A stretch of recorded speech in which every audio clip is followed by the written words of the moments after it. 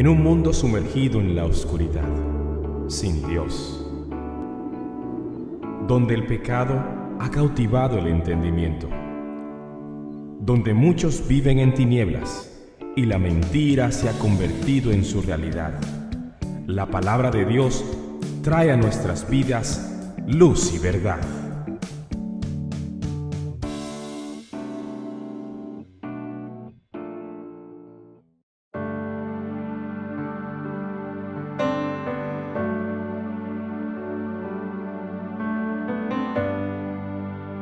Y si a ti te preguntaran qué significa ser un discípulo de Cristo, ¿tú qué dirías? Un discípulo de Cristo. Bueno, tú vas a un diccionario de teología y esto tiene varios significados y yo no creo que la respuesta sea muy complicada. Pero cuando alguien dice ser un discípulo de Cristo, uno entiende que es alguien que está expuesto a las enseñanzas, a la predicación, a la instrucción de Jesús.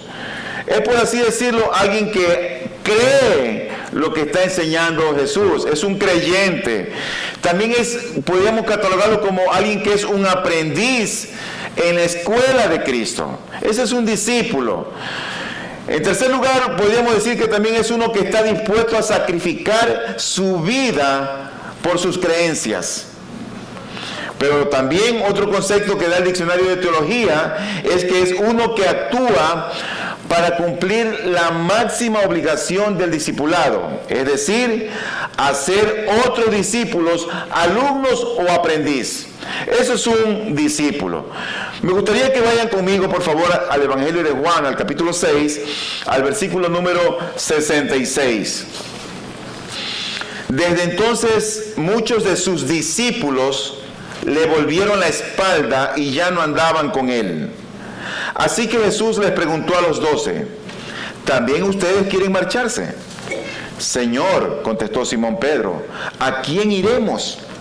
Tú tienes palabras de vida eterna. Había un grupo de personas que seguían a Cristo. Y la Biblia le llama a este grupo de personas discípulos. Pero dice la Biblia que este grupo de personas le volvieron la espalda de un momento a otro y ya no andaban con él. Entonces, yo me pregunto, ¿qué es más peligroso dentro de una iglesia al día de hoy? ¿Rechazar frontalmente a Cristo o seguirle por motivos equivocados? Y menciono esto porque si tú le preguntas a un teólogo, el teólogo probablemente diga, los dos están mal. Pero cuando alguien rechaza a Cristo frontalmente, nosotros sabemos lo que tenemos que hacer. Tenemos que evangelizarlo, presentar el evangelio y hablarle de Jesús. Pero hay otros que vienen a la iglesia y dicen, yo soy cristiano. Se presentan como cristianos, que conocen al Señor. Y yo creo que ese es el grupo más peligroso.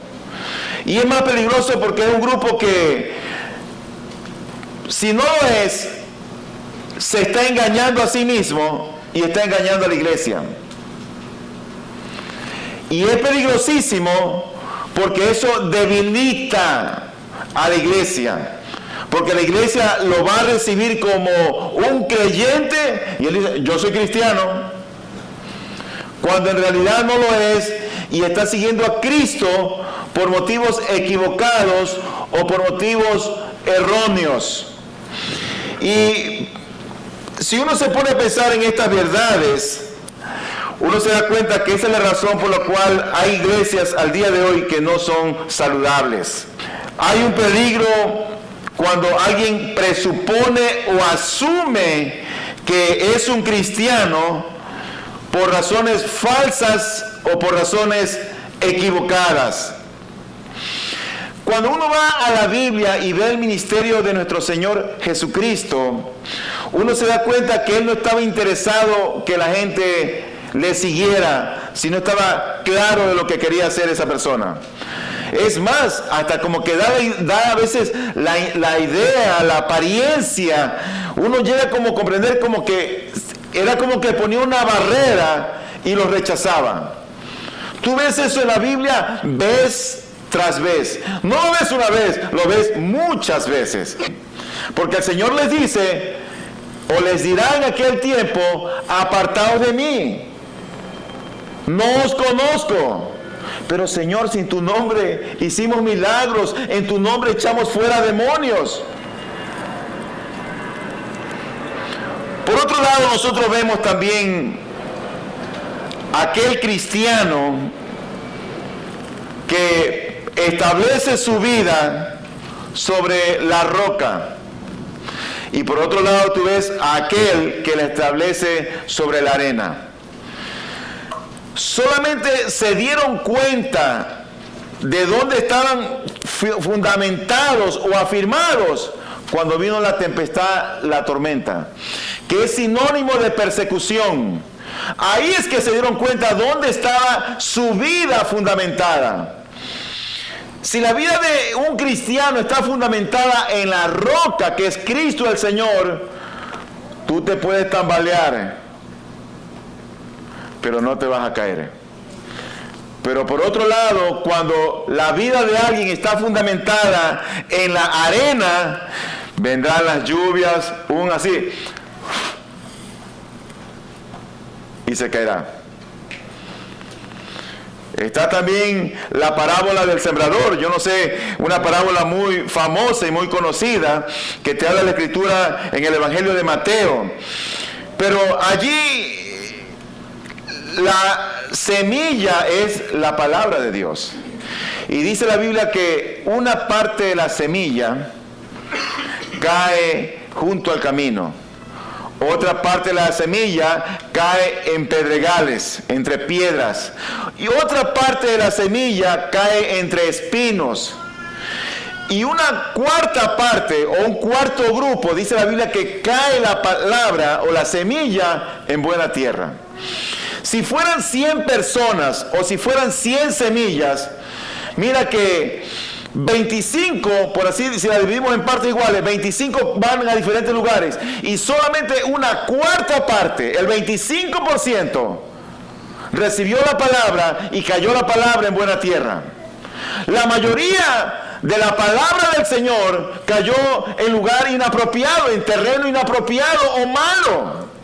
Siempre es así, el Señor establece a un grupo y establece al otro. Pero por otro lado también está uno de esos seguidores que la Biblia tanto lo menciona en el capítulo 9 del versículo 57 del libro de Lucas, cuando se acerca un joven y le dice: Señor, te seguiré a donde quiera que tú vayas. ¿Tú te imaginas si alguien viene así a la iglesia y dice: pastor, hermanos, yo quiero servir en la iglesia, voy a poner mi fuerza, mis recursos, mi entendimiento? La iglesia diría: esta es la clase de persona que aquí necesitamos. Ven, hermano, entra aquí. Pero justamente fue esa persona a quien el Señor le dijo: las zorras tienen sus guaridas, las aves de los cielos tienen sus nidos, pero el Hijo del Hombre no tiene dónde recostar su cabeza. Fue a esa persona que fue con ese entusiasmo que el Señor le dio a entender: oye, ¿tú sabes lo que está diciendo? ¿Tú sabes lo que significa seguir a Cristo? Porque a veces nosotros como que tenemos un concepto equivocado de lo que significa ser un discípulo del Señor. Era como que si este joven le diría: mira, Señor, no sé de los otros, pero yo te seguiré. Yo te voy a seguir. Hay una división muy notoria. Por un lado están los muchos que le dan la espalda al Señor y los pocos que le siguen.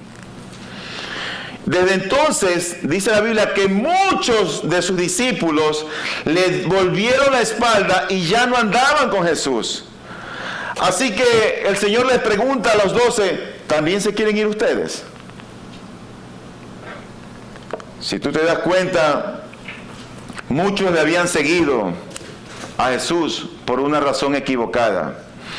Y pocos le seguían acompañándole a él por una razón correcta.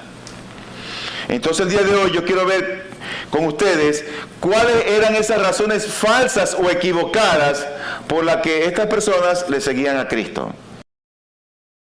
Y en primer lugar, yo creo que hay eso que se conoce como la psicología de masas. ¿Y dónde va? Voy a la iglesia, yo también voy. ¿Y tú? Yo también voy. Y uno fue, yo también fui. Hay como esa psicología de masa, como cuando la gente se deja arrastrar. Y mi papá va, yo también voy. Mi abuelita va, yo también voy. Mi mujer va, déjame ir también. Pero nadie va por una razón realmente donde se ha cuestionado, ¿y yo qué hago aquí? La gente no se lo cuestiona. Algunos se adhieren a la iglesia. ¿Tú sabes por qué? Porque otros lo hacen. Son lo que así llamamos que se unen a la multitud. Es como que son llevados por la corriente, arrastrados por la corriente. Hacen las cosas porque los demás lo hacen. Dios nos libre en este lugar de estar de una manera irreflexiva y que nunca hayamos afrontado lo que significa o implica ser miembro de una iglesia. En segundo lugar, mira lo que dice Juan capítulo 6, versículo 26. Ciertamente les aseguro que ustedes me buscan, no porque han visto señales, sino porque comieron pan hasta llenarse. La motivación de estas personas que seguían a Cristo era una motivación materialista. No estaban interesados en lo espiritual, en lo divino, en lo sacro, ni en lo sobrenatural. ¿Por qué le seguían? Porque ellos obtenían de él lo que estaban buscando. ¿Y qué es lo que estaban buscando? Pan. ¿Qué era lo que querían? Llenar sus vientres. Por eso le seguía la multitud, por los peces y por los panes. Pensaban, en otras palabras, en ellos mismos. Pensaban en su vientre. Eran tan egoístas que lo único que querían era comer. Y aquí se debe de incluir a los que piensan solo en sí mismos. Aquellos que van a la iglesia por la intención de beneficiarse. Eso había en el tiempo de Cristo. Y le seguían a Cristo por los peces y los panes. Por los que quieren obtener el favor de alguien. Son, en otras palabras, los que oyen que Cristo perdona sus pecados. Y como estos no quieren ir al infierno, ellos oyen un mensaje, el mensaje de que Cristo perdona los pecados. Y no quieren ir al infierno, piensan en ellos mismos y van a la iglesia. Y cogen la cruz y hacen de la cruz como el amuleto o el uso para ser liberados o librados del infierno.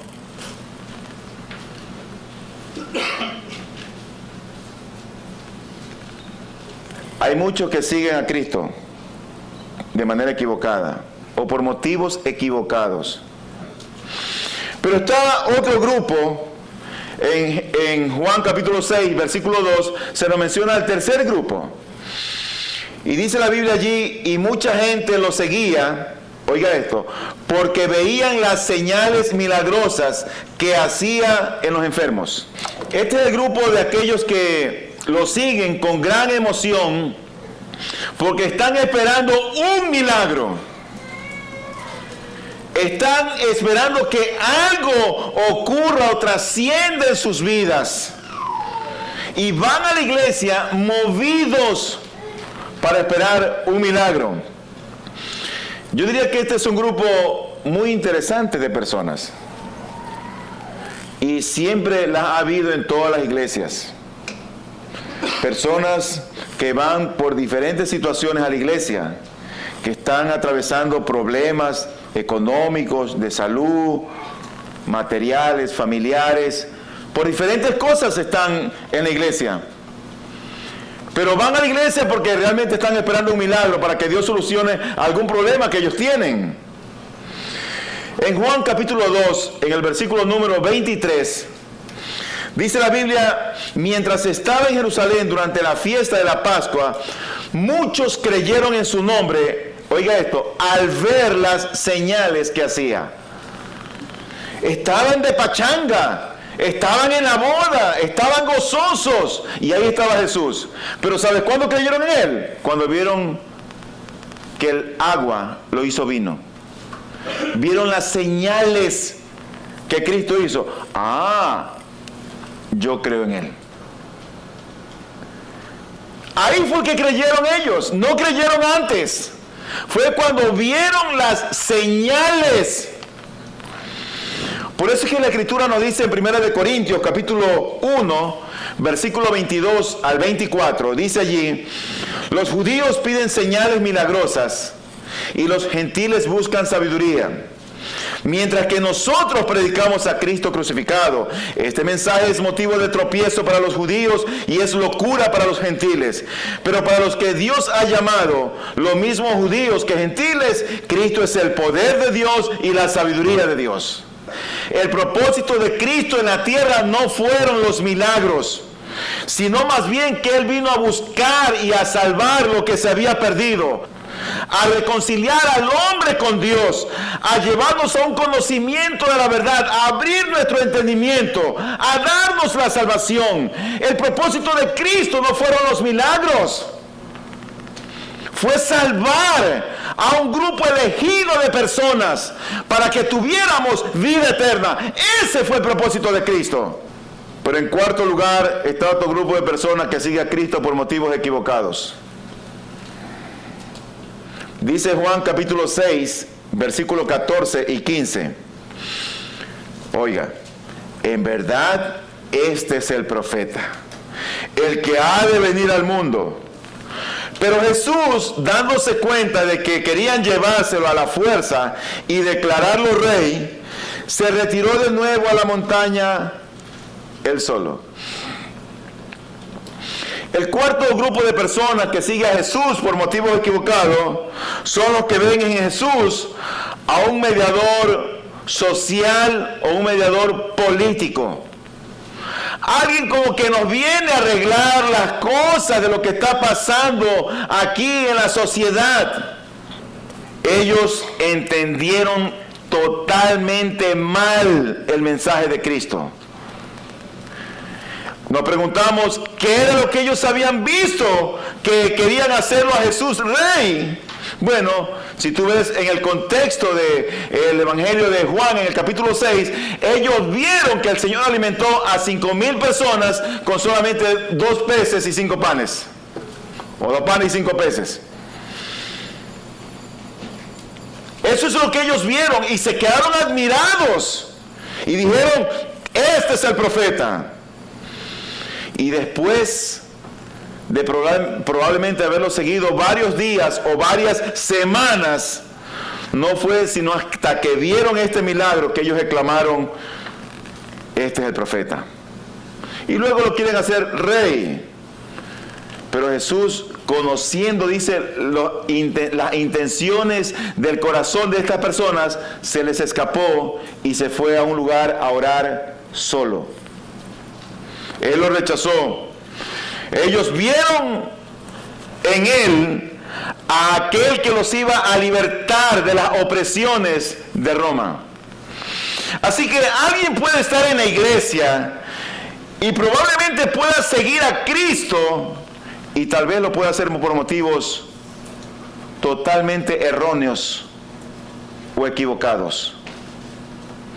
Y uno debería asegurarse y cuestionarse, ¿por qué yo estoy siguiendo a Cristo? ¿Por qué yo estoy aquí en la iglesia? Pero entonces nos preguntamos, ¿cuál es la razón verdadera para seguir a Cristo? ¿Cuál es la razón verdadera? ¿Cuál es el motivo correcto por el que debemos seguir a Cristo? La respuesta, sin lugar a dudas, nosotros las encontramos en las mismas palabras que el apóstol Pedro dice en el versículo número 68 y 69. Y quiero leer del versículo anterior, porque dice el versículo número 67, también ustedes quieren marcharse. Entonces el versículo 68 dice, Señor, contestó Simón Pedro, ¿a quién iremos? Tú tienes palabras de vida eterna. Y esa es una respuesta que al Señor le satisfizo.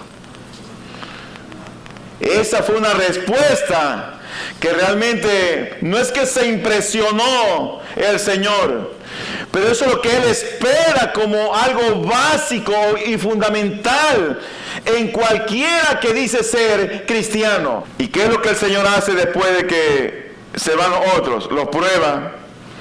Los prueba. También ustedes se quieren marchar. Y mira que esos que se habían marchado habían oído las mismas enseñanzas de los apóstoles. Habían visto los mismos milagros. Pero nos preguntamos que la respuesta de Pedro fue, ¿a quién iremos? ¿A quién iremos? ¿Qué significa ese a quién iremos? Bueno, lo que Pedro tenía con toda claridad y lo había entendido era que ¿a quién nosotros iremos si te dejamos? ¿A quién iremos? Y él comprendió que no hay salvación fuera de Cristo, que no podía salvarse a sí mismo, que nadie podía salvarlo. Quien tiene otra alternativa tocante a la salvación no es cristiano. Si alguien piensa que la salvación o la manera de ir al cielo está en las obras, en el buen comportamiento, en el haber sido un buen padre, no es cristiano. Porque el único que salva es Cristo. Esa es la esencia. Dios quiera que ninguno de nosotros sigamos a Cristo por motivos erróneos o equivocados. El libro de Hechos, el capítulo 4, versículo 12, dice la Biblia, en ningún otro hay salvación, porque no hay otro nombre bajo el cielo dado a los hombres en que podamos ser salvos, que no sea Cristo Jesús. En ningún otro hay salvación. Y Pedro sabía, y él decía tal vez para sí mismo, no puede salvarme el hombre, no puede salvarme el mundo, no puede salvarme la religión judía, no puede salvarme nadie. Pedro entendía que la salvación estaba en aquel carpintero que estaba con él. Y es por eso que le dice, tú tienes palabras de vida eterna. El motivo porque los demás se alejaron fue porque Jesús había dicho que Él era el maná que había descendido del cielo. Ese fue el motivo. Y ellos dijeron, cosa difícil es esto. Yo pienso, hermano, para concluir, que no es suficiente comprender que Dios es el Creador. No es suficiente comprender que Dios es bueno y misericordioso y santo. Pero lo más importante es comprender quién tú eres, quién somos nosotros y quién es Cristo. Si tú entiendes la miseria de vida en la que estamos y cómo es que Dios nos rescata por su obra preciosa en la cruz, has entendido la teología más perfecta que la Biblia nos habla, que es la salvación del alma, no por lo que hacemos, sino por lo que Cristo hizo.